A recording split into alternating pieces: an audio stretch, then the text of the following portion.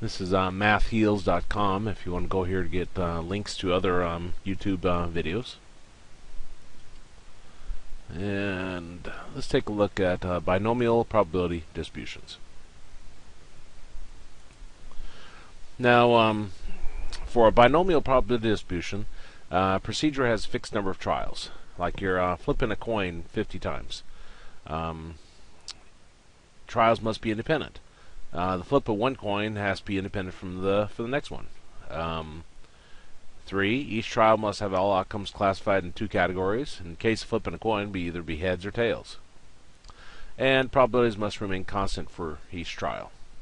And that kind of goes right along with independence in the second requirement. Now, an example of some of these that don't. Fixed number trials. Maybe I'm going to shoot baskets until something occurs. Real vague, I know, but shoot baskets until. So I'm just going to keep shooting them until something happens. Trials must be independent. I'm pulling cards out of a deck of cards and I don't put them back in. And that goes right along with number 4. As I take one card away, it reduces the probability on the next one in terms of the number on the bottom, in the denominator. Each trial must have all outcomes classified in 2 categories. If I had 2 categories, it's sunny or it's rainy. Is that 2 categories? Well, could be sunny, could be rainy, could be snowy. So there's another possibility. Sunny, rainy, or it could be nighttime. So two categories. What you look is you try to word it. If you're setting up your own study, you could be sunny or not sunny. Those are 2 categories. Yes or no type of setup, so forth. Binomials, 2 possibilities. First example here. These are ones I made up, so they're not the greatest. Number 1 says, determine which of the following probability experiments represents a binomial experiment. Excuse me. The probability experiment is not binomial. State why. 20 students are asked how many tacos they eat each month. Procedure has a fixed number of trials. That's true. There's 20 students. We're talking 20 people. Trials must be independent. Us talking to one person doesn't influence us talking to the next person. So yes, they are independent. Each trial must have all outcomes classified into 2 categories. We're asking how many tacos they ate. Well, that's not 2 categories, is it? Now, if we change that and said, asked whether they ate tacos or not, that's a yes or no type of setup. So this is not binomial because there's not 2 categories. Okay, let's look at another one. Same instructions. 50 people are asked whether they believe in reincarnation. Okay, procedure has fixed number of trials. Well, it's 50 people, so that's fixed number of trials. Trials must be independent. We assume they're independent, and probabilities remain constant. Sometimes that's not true, depending upon how you ask it. But I don't put a lot in here, but we assume that that's true. You know, if I go around and start asking people if they believe in reincarnation, maybe the first 10 people say no, that's crazy, and get to the 11th person, they believe in reincarnation. Well, they might actually just lie, so they're kind of influenced by the others. But anyway, we assume they are. Each trial must have all outcomes classified in 2 categories. Well, they either believe in reincarnation or they don't. Now, we were not asking. This is a yes or no type question we're asking them, and probabilities remain constant. Now, some notation. Of course, the P we've seen before. That's the probability of this happening, and S stands for success, and then F stands for failure. Now, success and failure have nothing to do with good and bad. My definition of success could be I'm studying how many people got D's, W's, or F's last semester in college algebra. So yes or no type thing. Those who got it and those who didn't. Success is just whatever you're studying. It has nothing to do with good or bad. Same with failure. Now, success is represented by little p. And failure is represented by little q, and it's oftentimes written in formulas as 1 minus p. Because remember, all of your probabilities have to add up to 100%. So if there's a 30% chance that it's going to rain, There's a 70% chance it's not going to rain. So 1 minus p. Okay, n is your number of trials, how many you're dealing with. X is the number of successes in trials. And then probability of X is probability of getting exactly X successes among the n trials. Well, here's our binomial probability formula for X equals 0, 1, 2, up to however many you're dealing with. Probability of X is equal to n factorial over n minus x factorial times x factorial times little p to the x power times 1 minus little p to the n minus x power. Let's take a look at this formula. Let's do problem number 3. Got n is equal to 10. Little p is equal to 0.3. Oftentimes little p is given in a problem. They'll tell you there's a 30% chance that such and such is going to happen. And we're finding the probability that x is equal to 4 using the formula. So I'm going to come back here.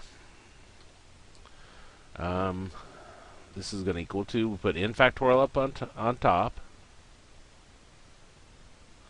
Then we got n minus x factorial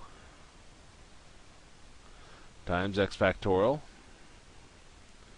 p to the x power, and then 1 minus p to the n minus x power. Okay, so we said n factorial is 10, or I mean n is 10, so we got 10 factorial, and this would be 10 minus x. X was 4 factorial, and then 4 factorial here. And then we got 0.3 to the x power, so this would be 0.3 to the 4th power, and this would be 1 minus 0.3 to the n minus x. So we got 10 minus 4.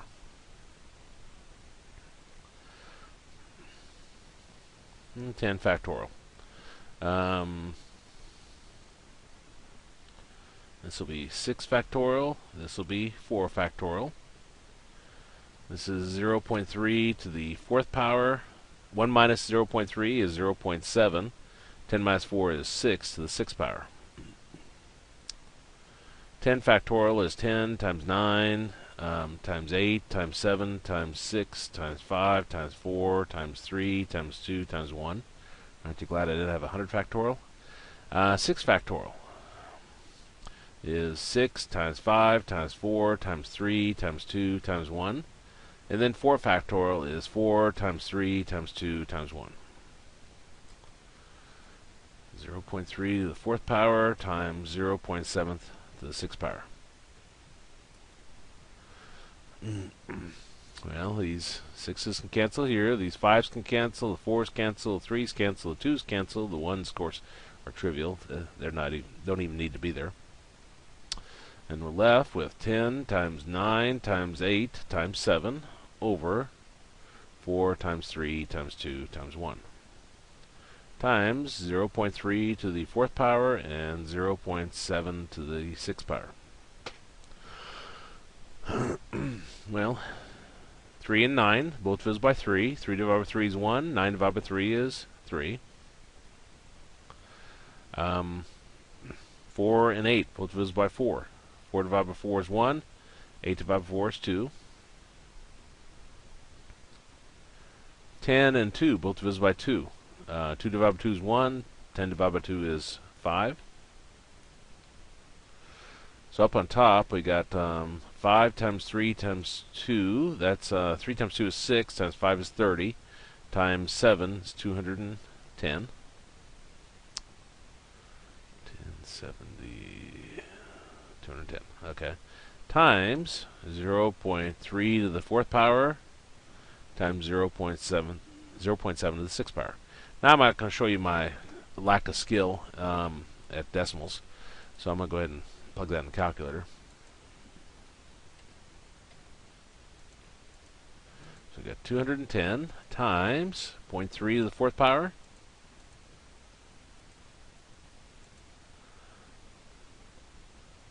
times 0.7 to the 6th power. And we get, they usually take it to 4 decimal places, 0.2001 as our answer. Okay, now I'm going to check this on the calculator, and we'll talk about this function here in a little bit, but I just want to verify I did it right. That's always good. Let's see, bind on PDF in PX. So 10, comma, 0.3, comma, 4. Yep, I did it right. Okay, why did I show these steps? If I was going to put it in my calculator anyway, why didn't I just put it right in up here? Well, I wanted to show this because if your numbers become too huge, instead of 10 factorial, you have 100 factorial, you'll find that you'll get an error on your calculator. You can't handle something that huge. So you may have to do part of it by hand before you plug in your calculator, if you're using a formula. Okay. Let's look at our next problem.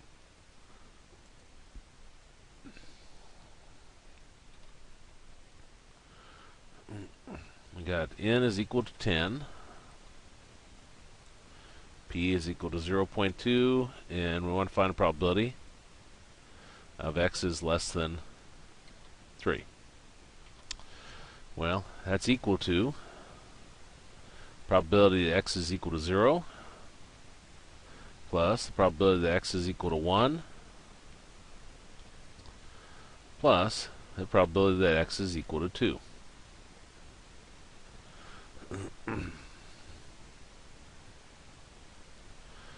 And write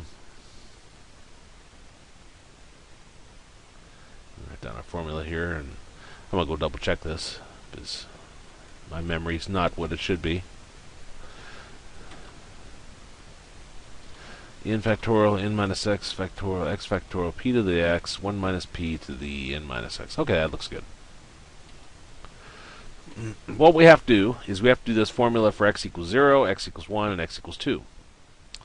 So this would be 0 factorial over n, which is 10, minus, what am I doing? That's not 0 factorial.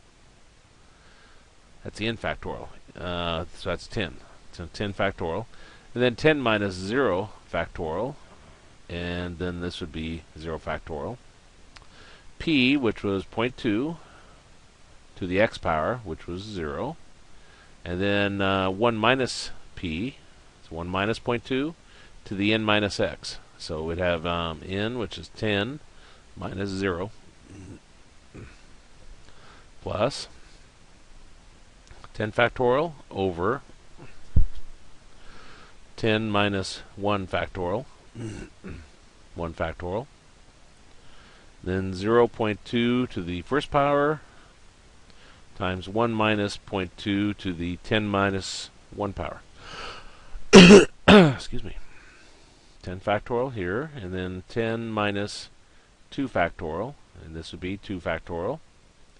And then this would be 0.2 to the second power and 1 minus 0.2 to the 10 minus 2 power. Well, imagine if this was x is less than 50. You'd have to do this formula 50 times instead of just 3 times. Obviously not very practical. Now I'm not going to actually plug this in my calculator, but that's how you get it to using the formula. Now, if I were to do it on the calculator, I'd probably do some simplifying before I plugged it in there. Actually, let me talk about simplifying.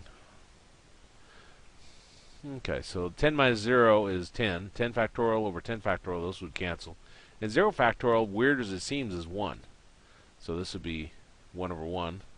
And then 0.2 to the 0 power would be 1. And then 1 minus 0.2 is 0.8. And this would be to the 10th power.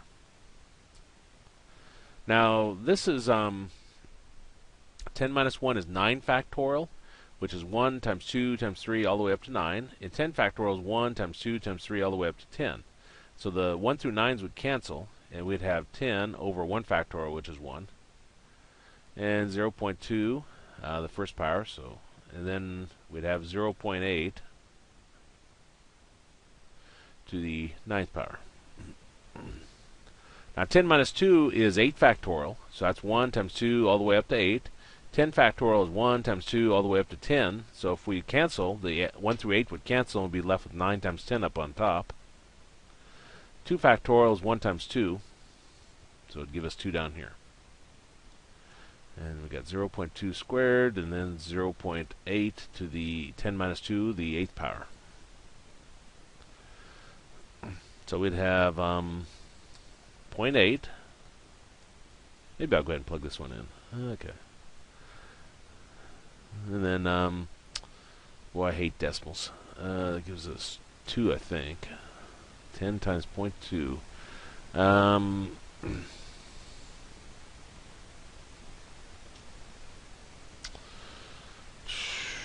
Yeah, it's too early. It's 2. And then 0.8 to the 9th power. And here, the 10 divided by 2 is 5, so 9 times 5 is 45.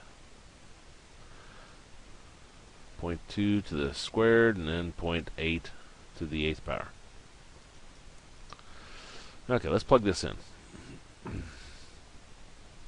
So I got 0.8 caret 10 plus 2 beginning parentheses 0.8 to the 9th power. So 2 close parentheses caret 9 plus 45 beginning parentheses 0.2 squared, then 0.8 inside of parentheses to the 8th power. So do caret 8. And assuming I did all my math correct, which is kind of iffy, this would be 0.6778. Let me test it, or check it with a calculator. Don't worry about this for now. We'll come back to this.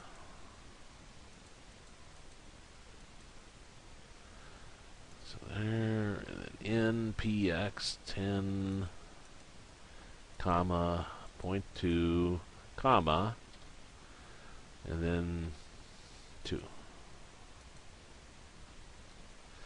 Hey, I'm batting 100% so far. Now let me save this. This is, what section is this? This is the binomial probability distribution.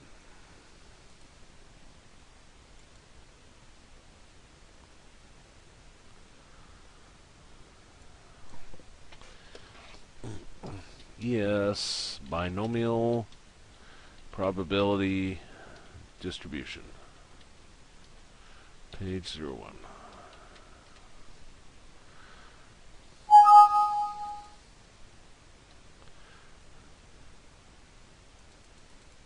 Okay, hideous problems. If we had to do them by formula, we wouldn't get very far. Well, let's take a look at how to do them via tables. Now, this is a screenshot of a table in the back, and if we change additions, it may not be table 3, but you'll find a binomial probability distribution back there. This is popular if you go on, if an instructor asks you to do the binomial probability distribution. The reason why is to require you to buy a calculator, which is what we'll show here shortly. It's kind of expensive, $150 or so. Giving somebody a table is almost free. You just make a photocopy of it. Now, the way this table goes is we got the N is our far left column, our X is the next one, and then across the top is our little p. So if you got N, P, and X, you just look it up in your table. So let's look at one. So here we got N is equal to 4. Little p is equal to 0.3. And we're wanting to find the probability that X is equal to 1. So they're basically telling us X is equal to 1.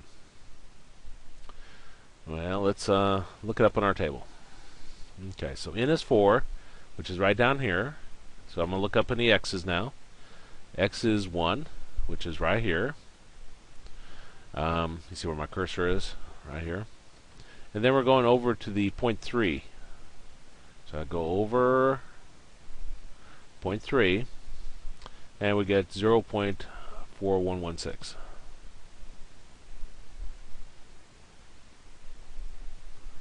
Let me double check that. N is 4, x is 1, and over to 0.3, 0.4116. And that would be our answer. Much easier than using the table.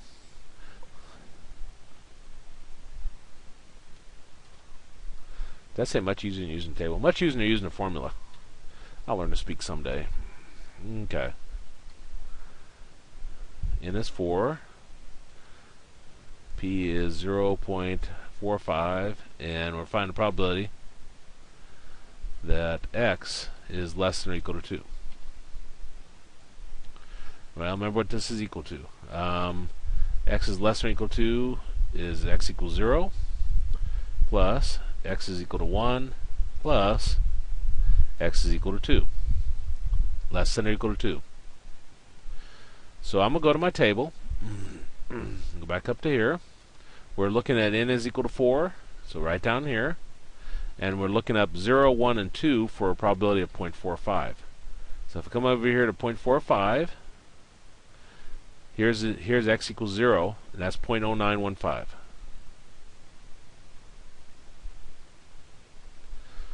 Now for 1, again we're down here at n equals 4. Over here at p is equal to 0.45, and x is equal to 1 is the next line down, which is 0.2995.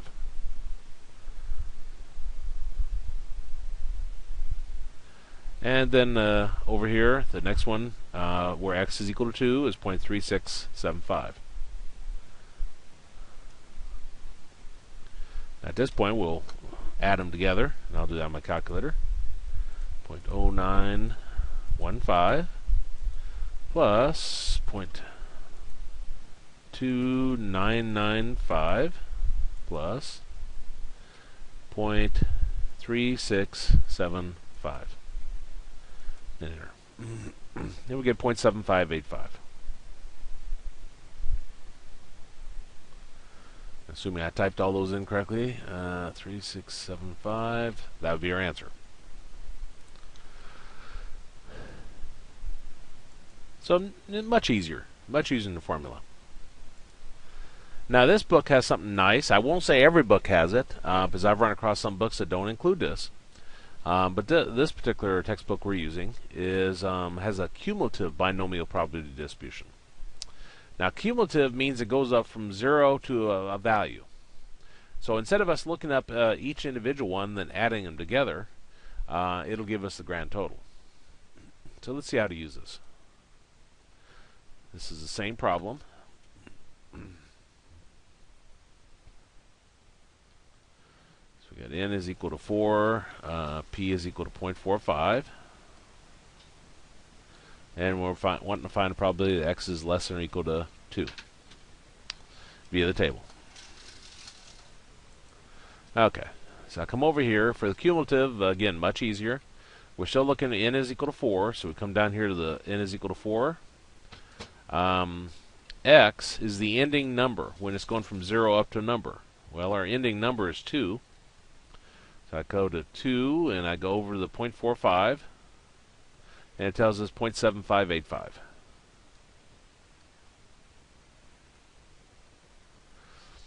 And that would be our answer. Well, when using this table, if you like tables, you have to realize it's from 0 up to a number. So if I'm looking up a value, it's probably that x is greater than or equal to 2. Well, this is considering n is still 4. So n is 4 and p is equal to 0.45. This is x is greater than or equal to 2 is 2, 3, and 4. Now everything in terms of probability is 0, 1, 2, 3, and 4. If n is 4, you could have 0 of whatever, you could have 1 of whatever, 2 of whatever, 3 of whatever, or 4 of whatever. You can't have 5 of whatever because you have n is 4. Well, that's everything. Now, everything probability-wise is 100%.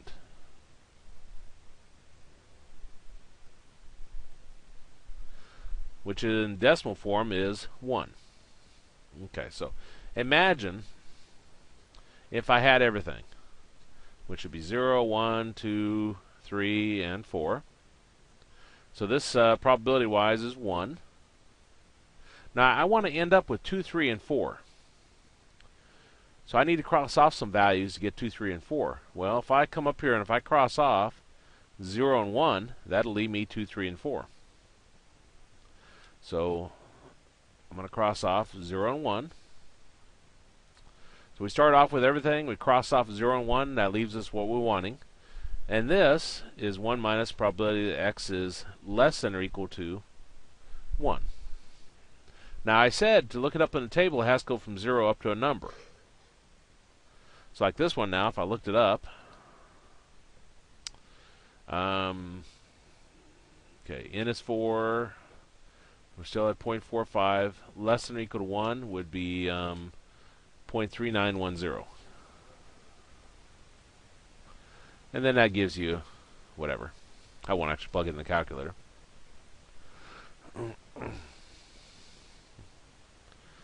Well, let's say I'm wanting to find a probability that x is between 1 and 3, including 1 and 3 inclusive. Let's see what that's equal to. X is equal to 1, 2, and 3. Well, this is no good because to use that table, it has to go from 0 up to a number. Well, this doesn't go from 0 up to a number. Now, I could rewrite this as x is equal to 0, 1, 2, and 3.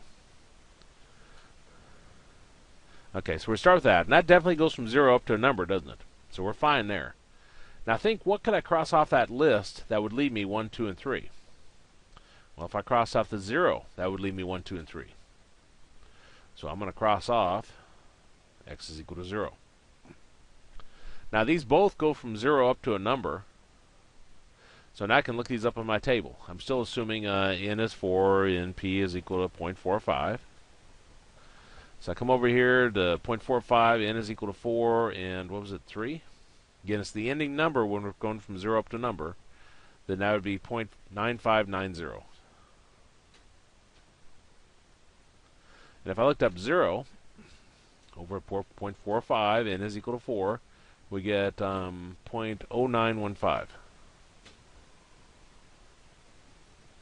And now if I subtract those, that'll give me my answer.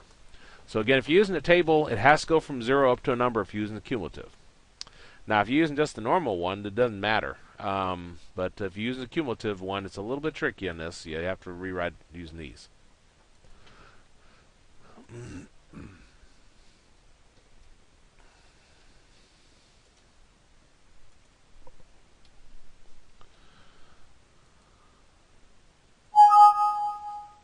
Okay, let's continue on.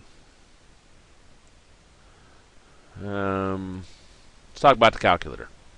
TA384. There's two functions, binom PDF and binom CDF. Now the binom PDF is when it's exactly one value. When x is equal to 3 or x is equal to 4, so forth. Now, some of the notation is the same here. N is our number of trials, P is our probability of success in one of the N trials, and X is the number of successes you want to find. And binom PDF and binom CDF are both located in our second vars. Now, binom CDF. This is the form, and you see binom PDF is NPX, and binom CDF is NPX. They're both alphabetical order, is the way I think of the variables. N, again, is a number of trials. P is probability of success in one of the trials. And X is our ending number when we're going from 0 up to a number. Does that sound familiar? Well, I erased it, but the ending number when we're going from 0 up to a number. That's what we used to look it up in the cumulative table, wasn't it? Now, I've hopefully simplified this so they're a little easier to work. Finding probabilities. Step 1, identify the number of trials, N. Step 2, identify the probability of a single trial, little p. This is often given as a percentage. They'll say that there's a 30% chance it'll snow on any given day in the mountains. Little p would be 0.30 or 0.3.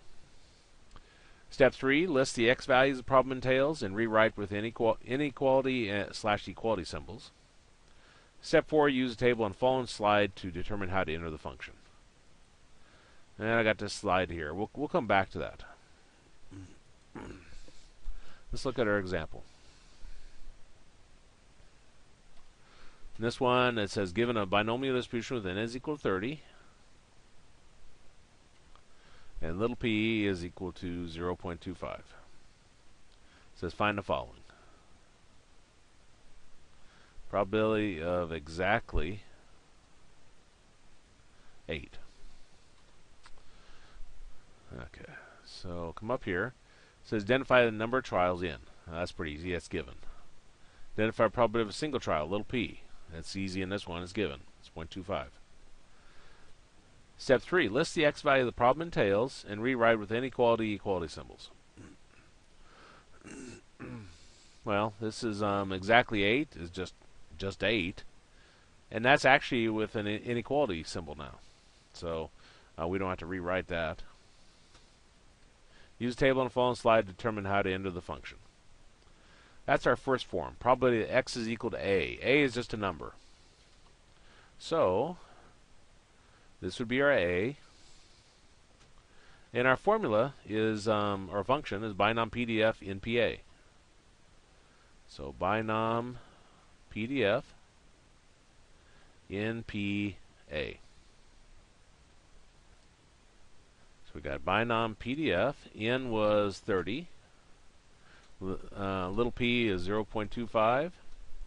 And A is 8. So let's go type this in. Second vars is where all of your distributions are located. See above the vars it says DISTR. I'm going to up arrow to get to it a little faster. So I want binom PDF, enter, and I'm going to put in 30, comma, 0.25, comma, and then 8. You can put a closing parentheses if you want. TA3, TA4 are very forgiving about closing parentheses. So this would be 0.1593.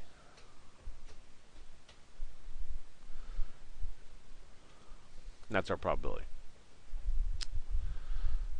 Okay, let's look at B. B says less than 17.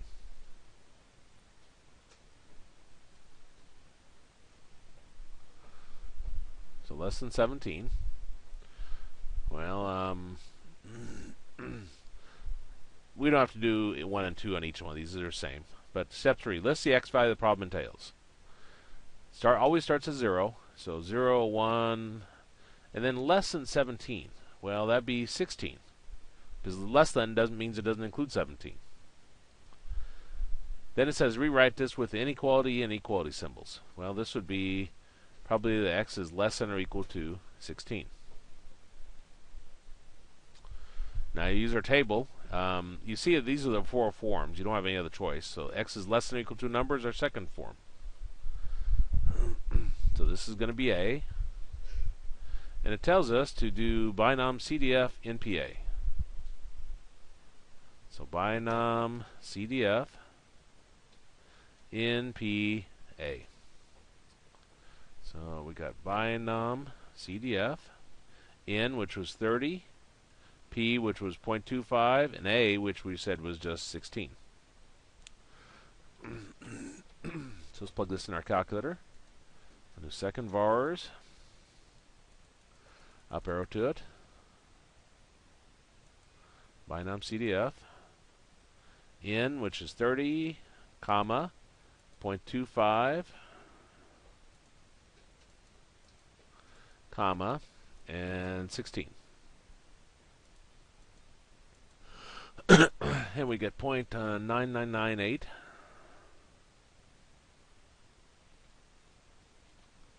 When I round it to 4 decimal places. And that'll be our answer.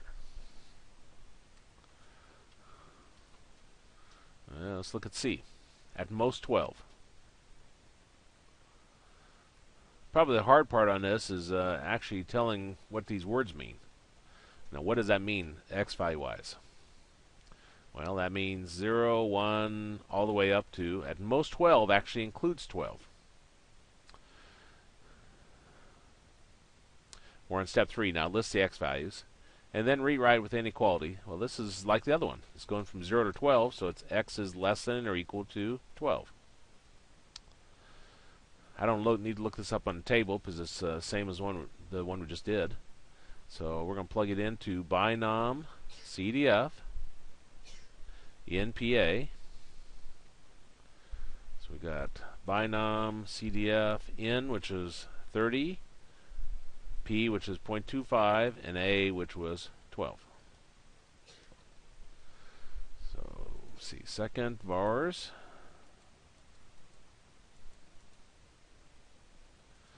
Binom PDF. N, which is 30, comma, 0.25, comma, 12. Then we get 0.0291 when we round it to 4 decimal places. Let me grab a drink, and then we'll continue on with this.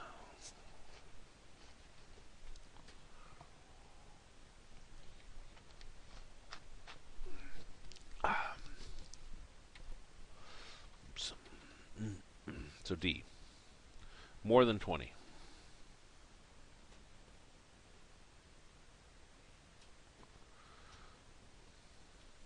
So more than 20. Well, it goes up to 30. So what this will be is, if I left the x values, more than 20 doesn't include 20. So this will be 21, 22, 23, all the way up to 30. We're on step 3 here. List the x values. Then rewrite with inequality. Well, this is probability that x is greater than or equal to 21.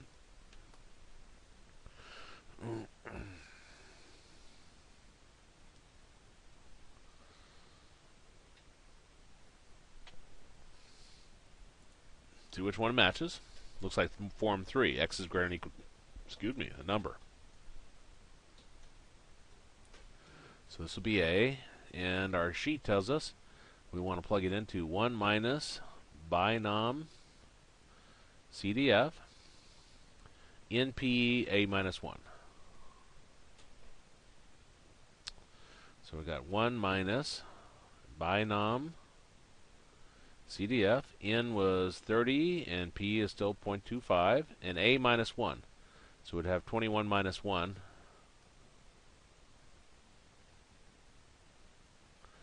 Which is 30, comma, 0.25, comma, 20.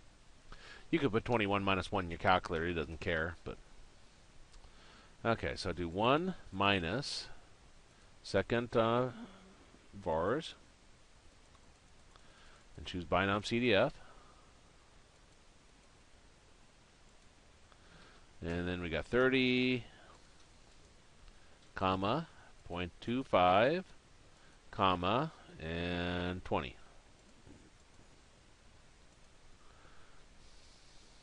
That's pretty small. So I got 2.818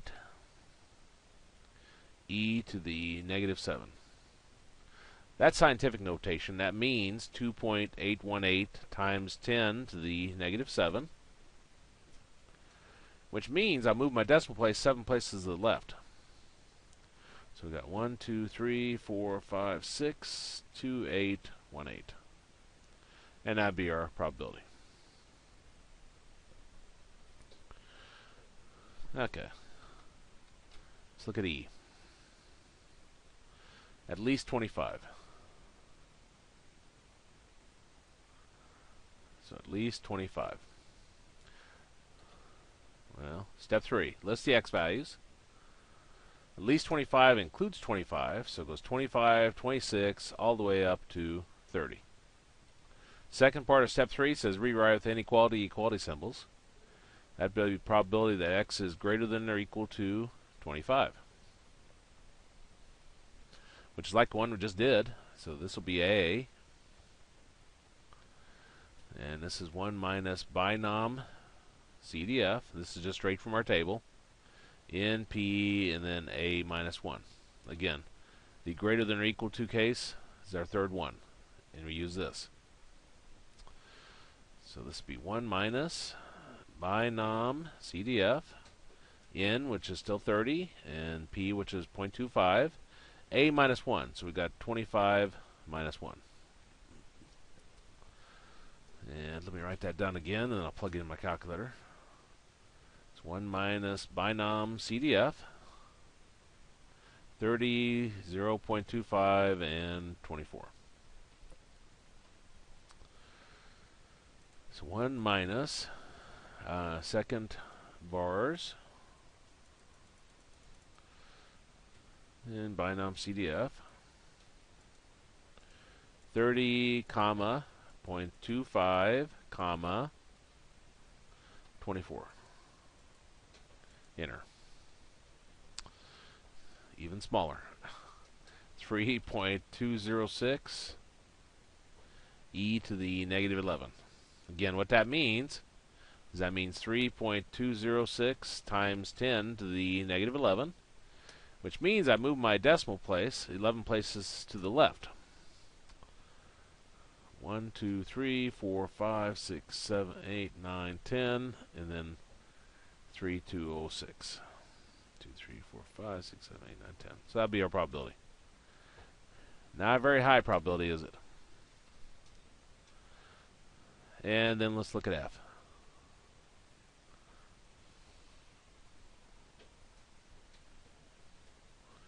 This is the probability. It's between 10 and 20 inclusive. So between 10 and 20 inclusive. Now if I come up here, list the x values, well that means x is equal to 10, 11, all the way up to 20.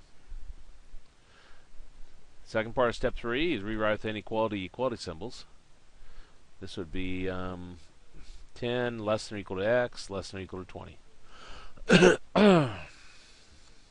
Which is our fourth form. So this is A and this is B. So I'm going to label those. This would be A and this would be B. And our formula says binom CDF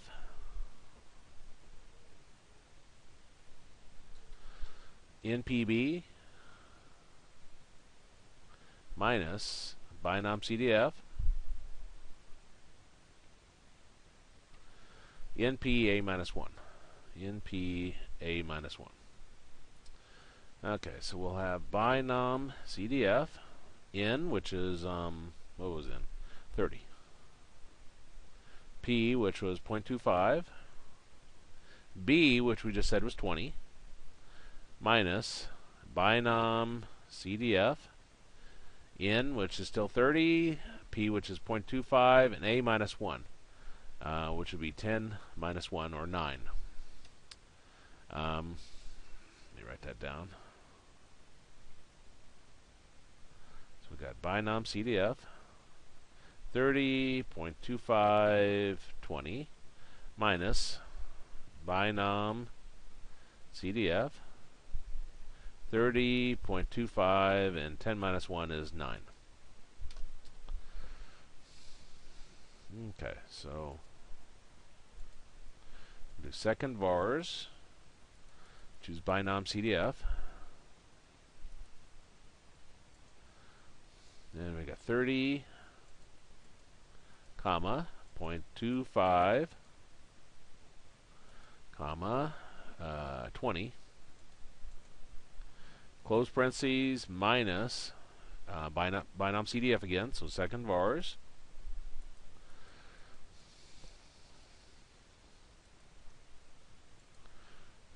And then 30, comma, 0.25, comma, 9.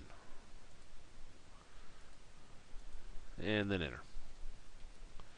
And we get 0.1966. and that'd be our probability. Let me save that.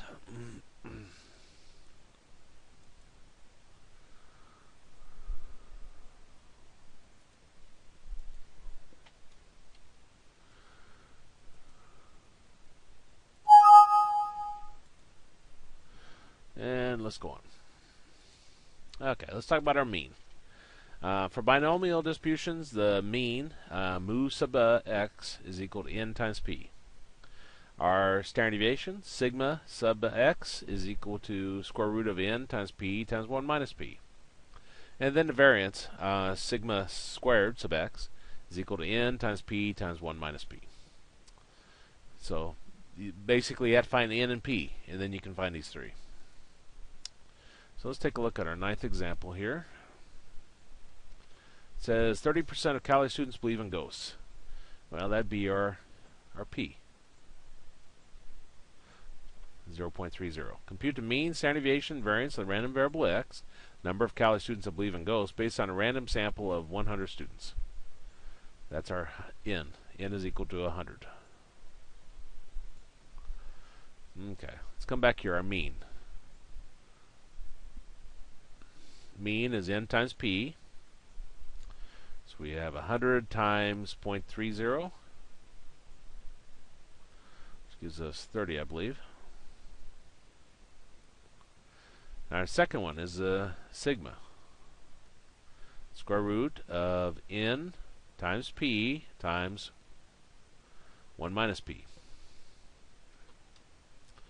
So we're going to have the square root of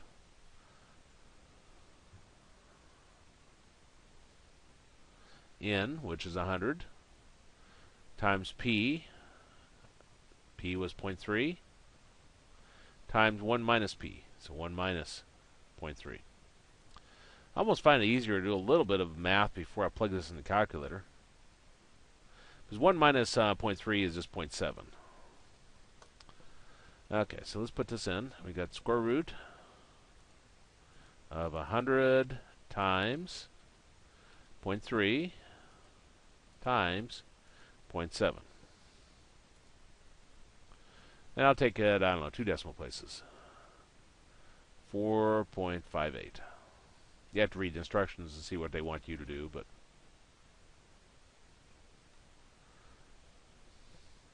now, if I already have this in here, I know variance is just standard deviation squared, so I could just press my squared button, the x squared here, and press enter and get it. But I'm going to write down the formula. It's n times p times 1 minus p. So we got 100 times 0.3 times 1 minus 0.3. Now you can leave the 1 in there if you want. Let me show you. 100 times 0.3 times, and then I'll put inside of parentheses, 1 minus 0.3. You notice by leaving it as 1 minus 0.3, I have to put parentheses around it. So there's more chance of error if you do that. That's why I say it might help you simplify a little bit before you do this. And we get 21. And that'd be our variance. And I think that's last of that section. So let me save this page.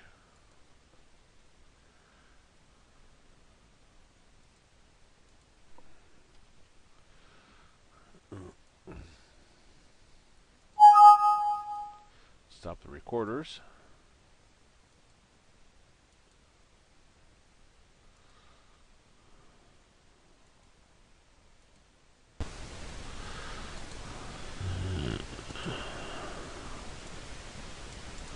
Stop this recording too.